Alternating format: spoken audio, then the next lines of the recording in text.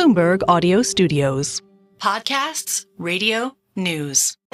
This is Bloomberg Business of Sports. The business of sports can be intimidating or hard for a startup to break into. We really appreciate when our owners are actually there, with us through the journey. Teams, ours especially, have been very intentional to diversify at all levels of the company. I think we're in the golden years for the NFL and college football. Our demographic reach has continued to expand. This is going to be really unlocking the streaming platform for sports fans. Sports valuations are rising. We'll see when they peak. You don't have to be the best in your sport to make a whole ton of money. Bloomberg Business of Sports from Bloomberg Radio.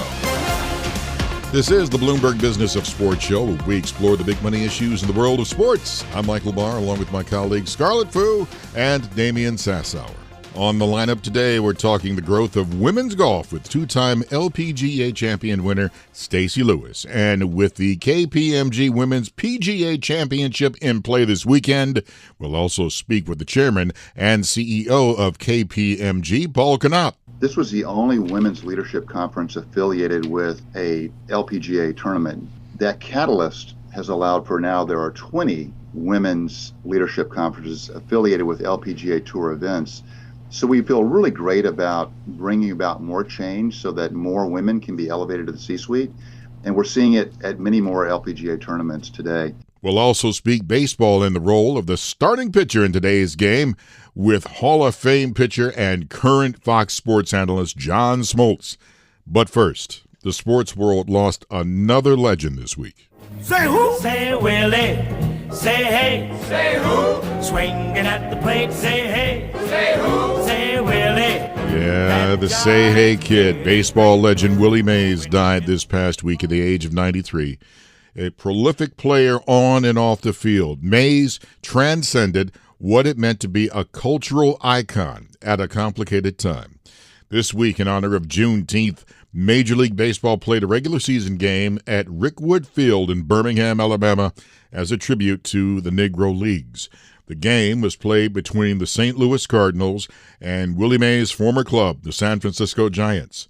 During the pregame on Fox Sports, another baseball legend, Reggie Jackson, spoke about what Mays meant to him and then emotionally recalled the racism and discrimination he experienced while playing in Alabama as a minor league player. Take a listen. Gosh, I think Willie Mays meant to me the same thing that he meant to most people.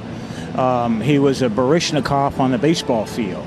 I think that he had a lot of things to say about the game, but at the time when Willie was playing, Hank Aaron was playing, they grew up in an era when you had to complain about the game or complain about society, you suppressed it. Today's player doesn't do that. Coming back here is not easy. The racism that I played here, I walked into restaurants and they would point at me and said, "Can't eat here." I would go to a hotel and they said, "Can't stay here." At the same time, had it not been for my white friends, had it not been for a white manager and Rudy Fingers and Duncan and Lee Myers, I would have never made it. That was baseball great Reggie Jackson during the Fox Sports tribute to the Negro Leagues pregame show. Audio courtesy again of Fox Sports Network, and it was a very powerful interview. We'll talk more baseball later in the show, but first we want to pivot to a conversation with another prominent name from the New York sports scene, former NBA All-Star Carmelo Anthony. Knicks fans saw him at MSG cheering on his old team during their playoff run, but Melo has been busy behind the scenes launching a new luxury wine called Ode to Soul. Anthony stopped by our studios here in New York recently, along with his business partner, Asani Swan, to talk it through with our colleagues, Romain Bostic and Scarlet. Let's listen in. I actually was just interested. Like, I just wanted to learn about the industry. I wanted to learn about what it takes to actually grow wine and what happens in the process. So I just started drinking the wine. And then I realized, look, I need to stop spending so much money on consuming this wine and figure out what is the right business model in this industry. So it took me a little bit of time to kind of figure the industry out and see where I wanted to open the door at. Well, you partnered with Asane, and just looking at sort of the pedigree of this wine, I mean, this is like serious, like old world winemaking you're doing. You just didn't slap his name on a label and just try to sell it here. Just kind of explain exactly the region where these grapes are coming from and exactly the process that it went through. Yes, great question. So I think a lot of people from within the Seventh Estate were a little shocked that we decided to partner with Robert Mondavi Winery. But ultimately, we wanted to produce a premium quality wine. And so we thought, what better way to do that than with one of the best and most traditional wine companies in the world.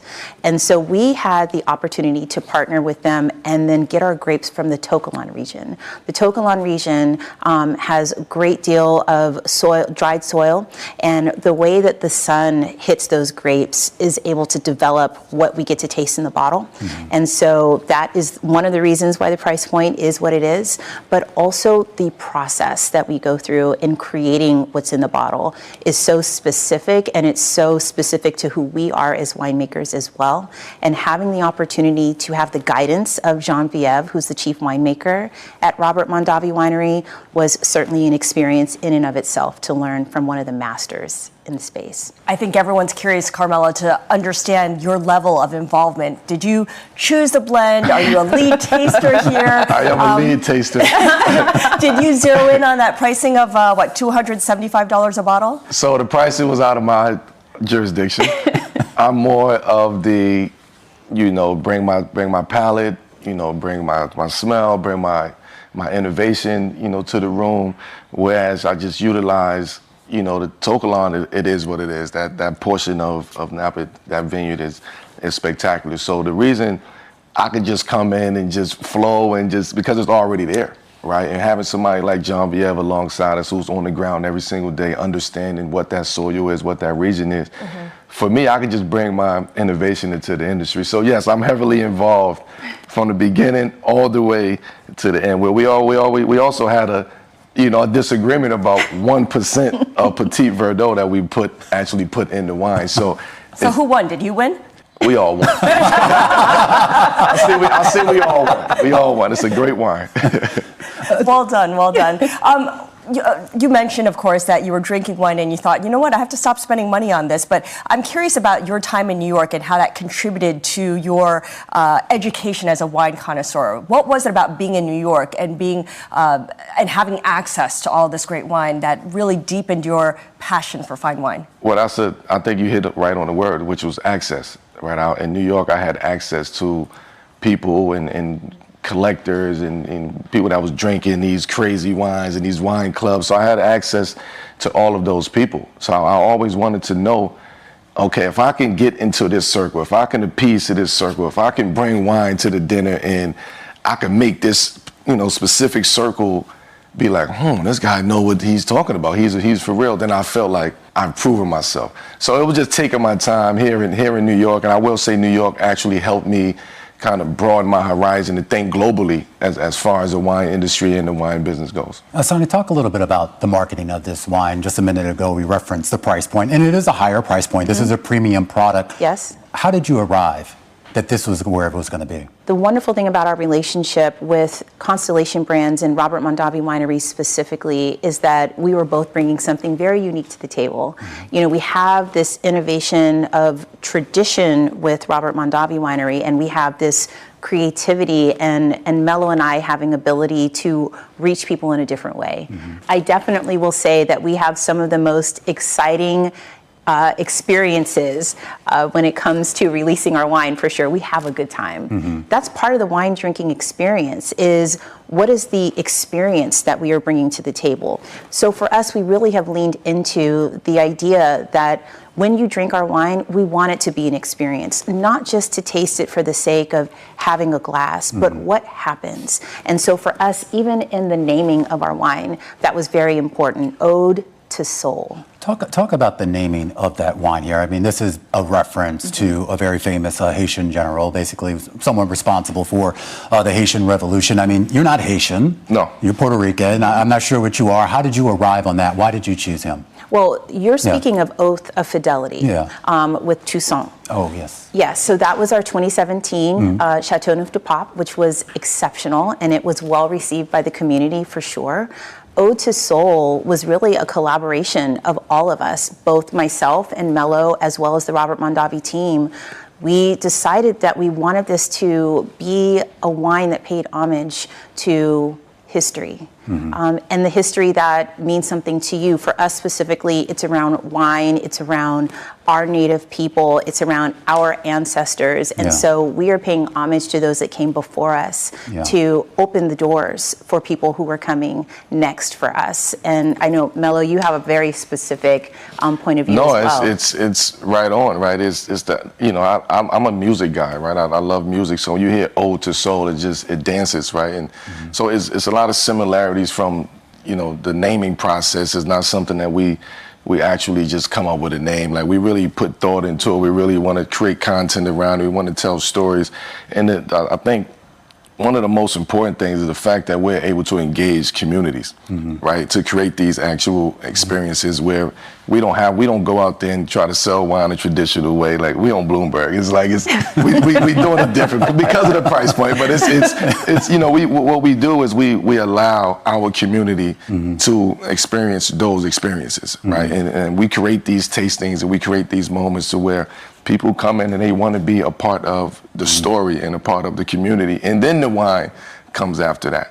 Yeah. You have any friendly competition with some of the other players? I mean, D Wade's got his own wine label, a few others. Do you just call them up and be like, yo, yours ain't $275? No, we don't have those type of conversations, but it's more so like, how can we create the experience? Like, you have yours, you have yours, you have yours. How can we create an experience where everybody is a part of this community and engaging, and you get to sell your wine, I sell my wine, we get to taste wine, and we get to have a good time. That's former multi-time NBA All-Star and former New York Knicks player Carmelo Anthony, along with his business partner Asani Swan, speaking with our Bloomberg TV colleagues Romaine Bostic and Scarlet Fu about his new venture in luxury wine. Hear that full conversation on demand now on the Bloomberg Talks podcast.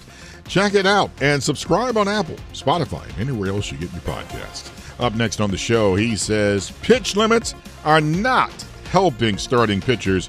We'll get more on that with MLB Hall of Famer John Smoltz. You're listening to the Bloomberg Business of Sports from Bloomberg Radio around the world.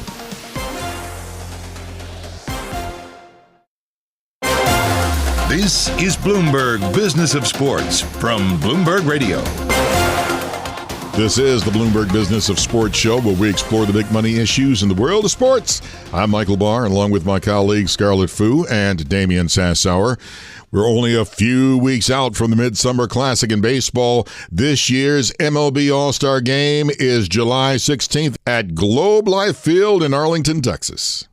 Now that we're inching closer to the halfway point, we wanted to check in on the state of the sport with an old friend of the show, John Smoltz.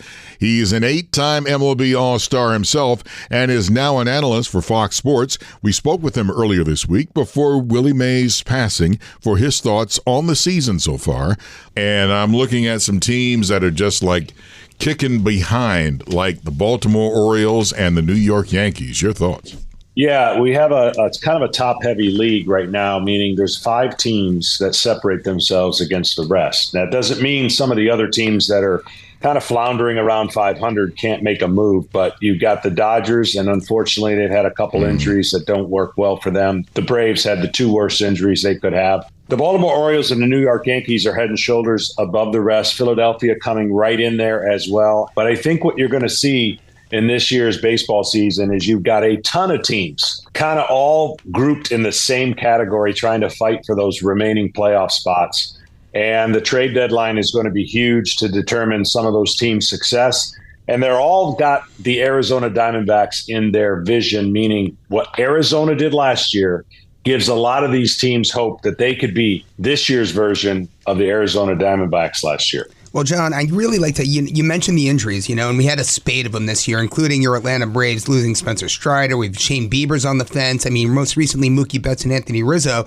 But talk to us a little bit about what your expectations are as we get into the second half. Can some of these players actually come back in time to make a difference? I think they can. The biggest problem in the game is injuries, and no one seems to want to address it. They just kind of look the other way and say it's part of the game. And unfortunately for a lot of these pitchers, the ones you've mentioned are veterans. It gives them a better chance to come back. They know how to pitch. But young pitchers have no guarantee because they have not gotten their stripes and learned how to pitch with the kind of arsenal that they have. So it's a little more of a crapshoot with them. It's a little more of a given with a DeGrom and a Scherzer and a Cole. And a Kershaw is going to come back somehow in the second half for the Dodgers. So I think the biggest problem that a lot of these guys face is they're going back to really, really good teams. And they're going to want to contribute like they never left. It's going to take 3 to 5 starts for these guys to get well back into the groove. And then hopefully there's no hiccups the rest of the way in. If we take a step back, I have just marveled at how much more I've enjoyed watching baseball these last 2 seasons with the new rules that reduce the amount of time each game takes. There's now so much focus, John, on pitch count. And with the pitch clock, there's a lot more management around the starting pitcher's time on the mound. I'm curious to get your take on what this means for the starting pitcher's role as we head into the mid-2020s. Is the starting pitcher's role being diminished? I mean, the San Francisco Giants last year often went to the bullpen after 2 or 3 innings. Yeah, it's the definition of insanity, doing the same thing over and over again, expecting different results. This is the one area that won't change until there's a rule change, and it's coming. They just can't enforce it right away because they just made 3 great rule changes to do exactly what you just said. But the starting pitching has been trying to be eliminated by analytics for a long time. And then they realized about halfway through, oh, shoot, this can't happen. We need starting pitching. And there is none to be found. So that's what everybody's looking for, but that's what everything's breaking down. The reward system is why the players are chasing it, and I don't blame them, but the reward system is flawed. You're asking pitchers to throw as hard as they can, spin it as much as they can, and then, oh, by the way, limit what they do once they get near 100 pitches. It's a broke system. It's a broke philosophy. You won't hear anybody talk about it. I've been talking about it for 10 years. But until there's rule changes, nothing will change because philosophically they think this is the way to navigate a season. And at the end of the season, you'll have 30 to 40 pitchers go through your roster per team. Think about that. That's impossible to sustain. So I hope that we get to the next phase of what the game is moving in a great place with great talent. These are some of the best pitching prospects and arms we have ever seen. But we don't get to see them long enough because of the injuries. That's what I have been burdened by. That's why I have been kind of screaming at the mountaintop. This doesn't work. It never will work. And we're asking people to just get brainwashed to think that this is the new normal. What kind of rule do you think would work? And how do you think that will change the way pitchers are compensated? Well, much like the rule changes that exist today, nobody was going to change the way they played baseball. Now they have to. You can't stay stuck in the last 7 years and play the analytic kind of stratomatic baseball because the rule changes have enhanced you to change your philosophy. So when a rule change similar to roster manipulation, you limit how many pitchers can be on a roster. You limit how many times they can come up and down. Those are ways to change philosophy of how you ask a starter to pitch more innings. I floated an idea a long time ago and they thought I had fell off a tree and hit my head because they said that's the dumbest thing I've ever heard. But there are no such things as dumb things anymore when you want to change the course of action. So I said, why don't you tie your starting pitcher to the DH? And they're like, that's terrible. I said, no, it's a competitive advantage now. If you want your DH in the game longer, then your starter will go longer. If you want to pitch a guy 2 innings, then you got to pinch hit the rest of the game.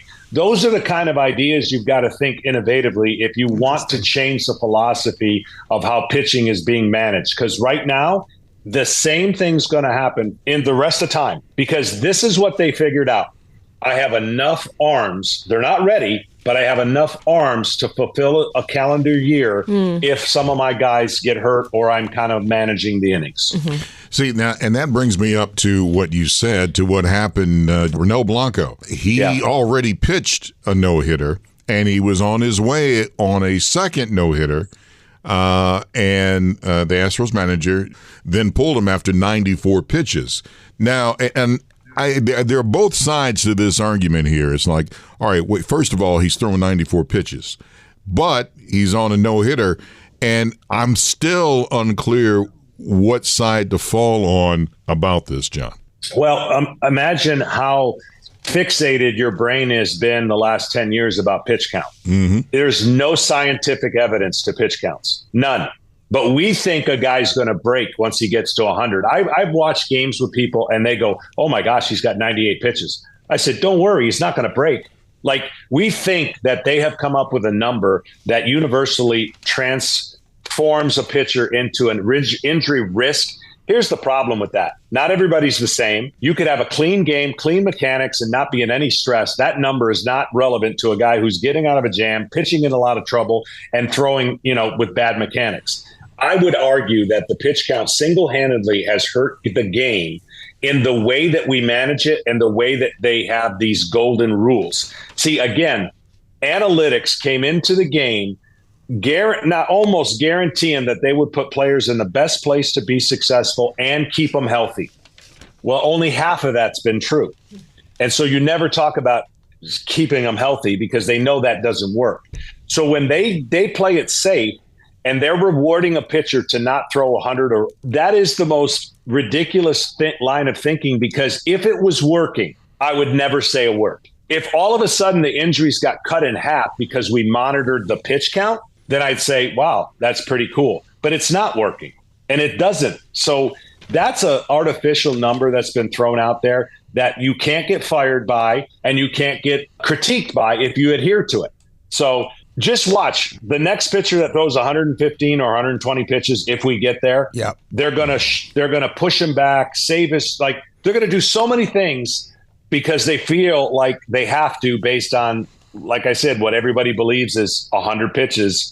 And if you go north of that, you're running the risk of trouble. Yet, come postseason, all rules are gone. Right? At the worst time, the most risk time of the year, all those rules go out the window. And I kind of somehow chuckle thinking, oh, really? That this time of the year now, we don't have any handcuffs put on anybody. So it's pretty interesting how it plays out. Well, John, I'd love to spend all day talking about Major League Baseball with you, but I'm going to steal a phrase from my colleague Michael Barr. Golf, golf, golf, golf, golf, golf, golf. And, we have the American Century Championship coming up. I mean, our audience knows how involved in that you are. I mean, my goodness, Steph Curry with the walk-off eagle putt in epic fashion last year.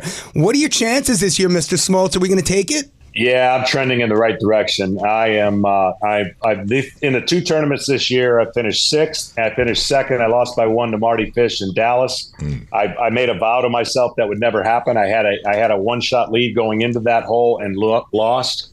So it's a learning experience. And if I ever learn how to putt those Tahoe greens, watch out. And that's what my mindset is. It's the greatest tournament we have. It's an absolute blast. They've raised so much money for great charities. And there's a collection of celebrities that is unique to any other time of the world in any other setting. And it's the perfect setting for July. The weather's great. The place is magnificent. I mean, South Lake Tahoe. It's unbelievable. I mean, John, where do you stay? Do you stay on somebody's boat? I mean, what hotel do you typically stay in when you're out there? We stay in a 2-bedroom condo down by where the boats are. It's an absolute great setup for me and my wife and Greg Olson, my former catcher. He's caddying for me and his wife. We have an absolute blast. The beauty of this year, I'll be out there all week because the All-Star game, luckily for me, is after Tahoe. Normally it's right during the middle of Tahoe, and I come flying in by the seat of my pants on Thursday and try to remember how to play golf. So this is going to be a fun week. You have played in 10 of these events, and you've made the cut in 9 of them, and there have been a lot of questions about whether you could turn professional. Where do you stand on that right now, especially with the whole LIV versus PGA saga and drama that's taking place? My biggest thing is I love competition, and I love competing. For the U.S. Senior Open, I missed the Open by 1 shot. I almost qualified again. I've got brand new hips. I'm excited about getting physically in shape again. I'll be honest, the last 5 years have been miserable for me. I've been trying to fake it and get through it, but I finally bit the bullet. This will be the first golf tournament at Tahoe. I'll have 2 new hips that walking 5.5 hours won't matter. As far as the professional ranks, I still want to qualify for things. I want to try, but I'm 57, and as long as I can stay healthy. I love competition and I love competing. Nothing I will ever do will be full-time because I have a full-time job with Fox, and they've been great allowing me to play in these selected events. So I have kind of the best of both worlds, and I'm very blessed to be able to do what I do. That's 8-time MLB All-Star pitcher and now Fox Sports analyst John Smoltz.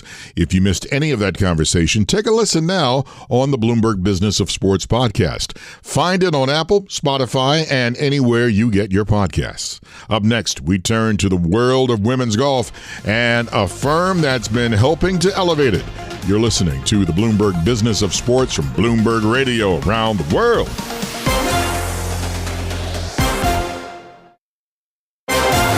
This is Bloomberg Business of Sports from Bloomberg Radio. This is the Bloomberg Business of Sports show where we explore the big money issues in the world of sports. I'm Michael Barr, along with my colleagues Scarlet and Damian Sassower. Golf, golf, golf, golf, golf. Yes, we have it right here.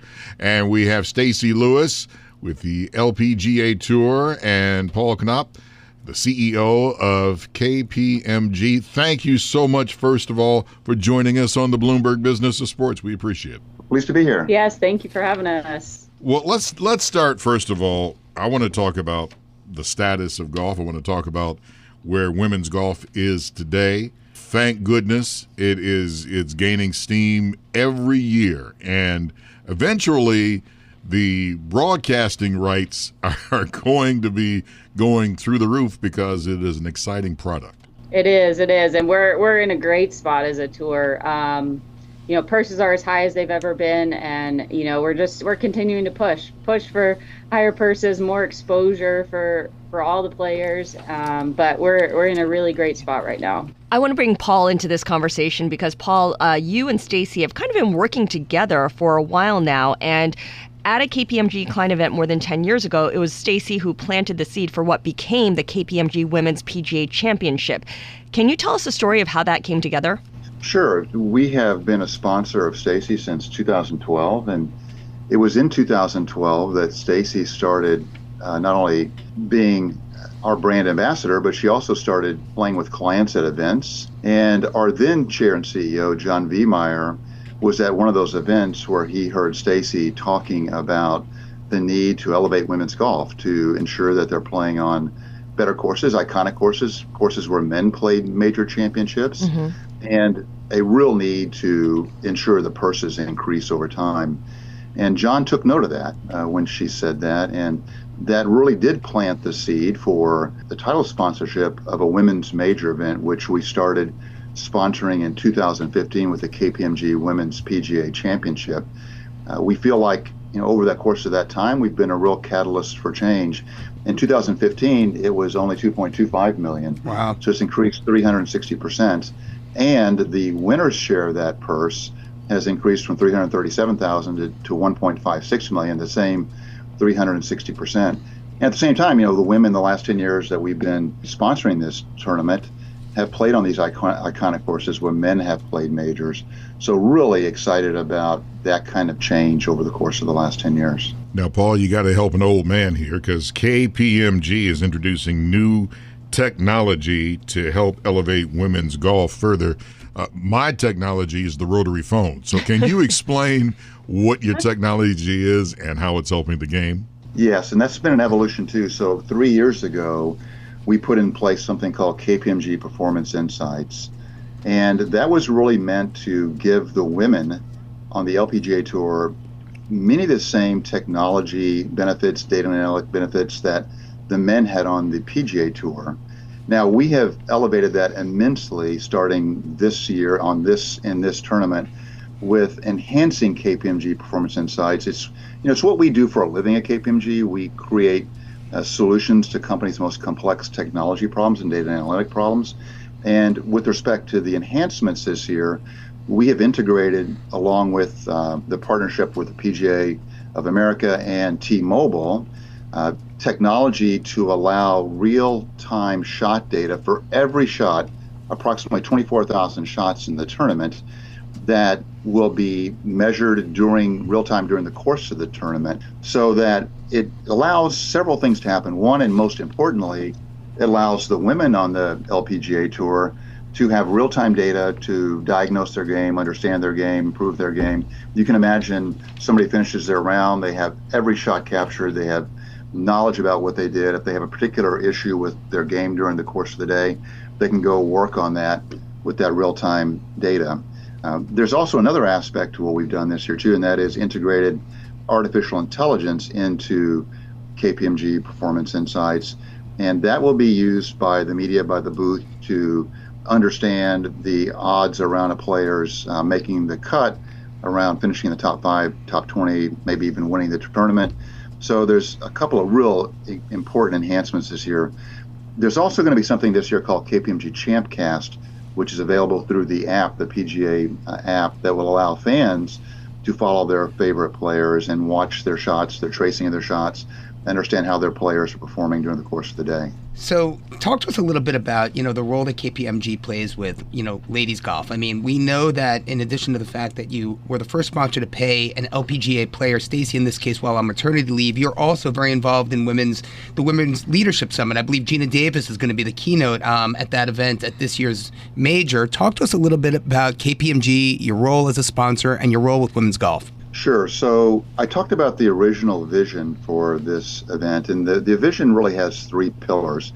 One is absolutely, first and foremost, the Women's PGA Championships. The second is we decided we wanted to elevate women both on and off the course.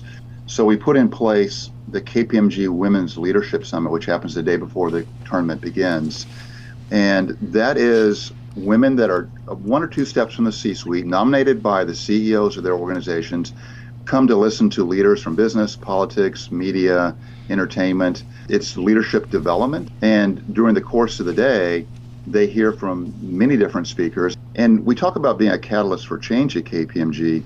When we started this in 2015, this was the only women's leadership conference affiliated with a LPGA tournament. That catalyst has allowed for now there are 20 women's leadership conferences affiliated with LPGA Tour events.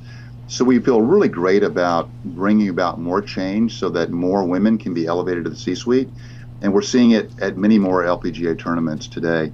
The third dimension, just real quickly, is the net proceeds of the KPMG Women's PGA Championship and the summit go to sponsoring the Future Leaders Program, young, mostly women of color in high school getting college scholarships, mentorships.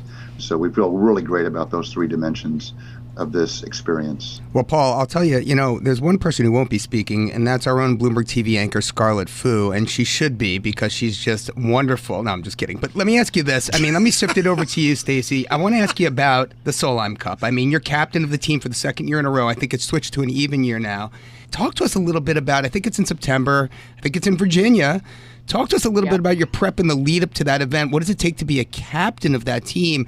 And what's going to go into your criteria for deciding who's going to be on it? It's another full-time job. It's like having about 15 kids. You're kind of worried about their games. You're watching their games, how they're playing, but you're always also kind of trying to know what's going on off the golf course, because it affects play quite a bit. So kind of just knowing what's going on in their lives and how they're playing. But then behind the scenes, we're planning, what clothes they're wearing, what the bags look like, what the schedule is going to be for the week, what the menus are going to look like. So as captain, you literally decide everything. So I've really, really enjoyed it. And we're kind of getting to the crunch stage now where we're really starting to track who's going to make the team, and KPMG's helped me out with that, with access to, the performance insights and using data to help predict who's going to make the team, and also potential pairings and things like that.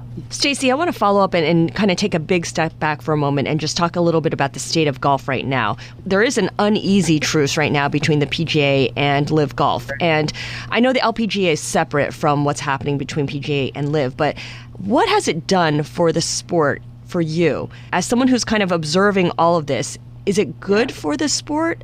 It's honestly, from our perspective, it's been hard to watch because I think it's put a negative connotation on golf. And from the women's side, we've had no part of it. Mm-hmm. So So it's been hard to watch, and from our side too, it's hard to watch these purses just continue to go up on the men's side. And while we're doing great over here, I mean, the amount of money they're making now is insane. So it's definitely been hard from our perspective. But I do think they seem to be getting closer to where we can get back to, to just playing golf and not being at odds with each other, and making it about the sport and about the athletes and the great players that they are, instead of all this money that they're making. If the Saudis come in and would want to invest in the LPGA or partner up with the LPGA as a player, what's your thoughts on that? Personally, I'd be a little bit torn on it. I do think there is a way, though, to make it work. I think there would have to be some stipulations. We'd have to really find a way to advance women, because that's what our tour is about. We're about advancing women and giving women opportunities not only to play golf, but, to better their careers and their lives. And so there'd have to be a lot of stipulations, I believe, around that. And obviously that hasn't happened yet, so because we're not there. But I do think, at some point it's probably going to happen. I want to ask you, Stacy, probably the Caitlin Clark impact on women's sports Good question. has just been phenomenal.